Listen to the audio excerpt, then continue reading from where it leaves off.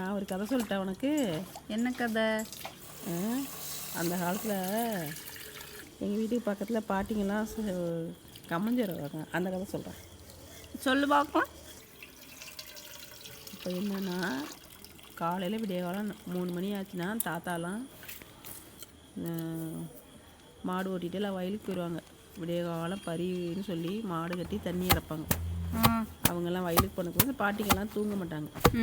அப்போல்லாம் லைட்டு கிடையாது, இந்த வாட்சி கிடையாது, இதெல்லாம் எதுவுமே இருக்காது.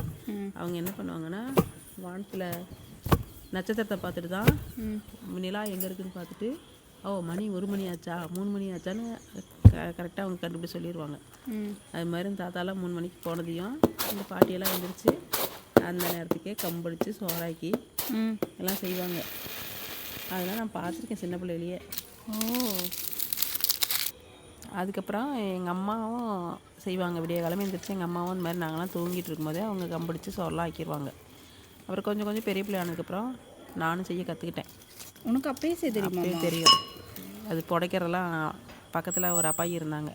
அவங்க சொல்லிக் கொடுப்பாங்க, இப்படி புடைக்கணும், அப்படி செய்யணும்னு சொல்லிக் கொடுப்பாங்க. குழம்பு வைக்கிறதும் அவங்க தான் சொல்லிக் கொடுத்தாங்க. எப்படி முருங்கைத்தலை குழம்புலாம் வைக்கணும் என்னென்னு அந்த அப்பாயி சொல்லிக் கொடுப்பாங்க. அவங்கள கேட்டு கேட்டு நான் எல்லாமே செஞ்சு கற்றுக்கிட்டேன். அதுக்கப்புறம் இங்கே வந்தால் கல்யாணம் பண்ணிட்டு வந்ததுக்கப்புறம் பார்த்தா அப்பாயி செய்வாங்க. அப்பாயி செஞ்சாங்கன்னா நாங்கள் கொஞ்சம் கம்பெல்லாம் இடித்து கொடுத்துருவோம். இடித்து கொடுத்தா அப்பாயி குழம்பு வச்சு சமைச்சு வச்சுருவாங்க. இப்போ தாத்தாலாம் வயலுக்கு போயிட்டு வந்ததுக்கப்புறம் அது இங்கே அடிக்கடிலாம் செய்ய மாட்டோம். என்றைக்கோ ஒரு நாள் ஆசைக்கு இந்த மாதிரி செய்வாங்க, நல்லாயிருக்கும்.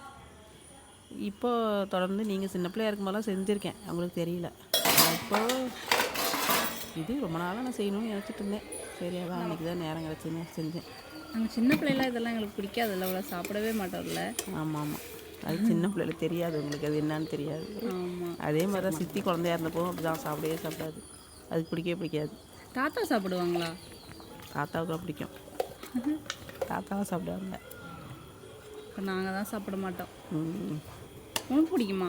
எனக்கெல்லாம் பிடிக்கும், அதனால தானே செய்கிறேன். அப்போ எங்களுக்கு செய்யலை.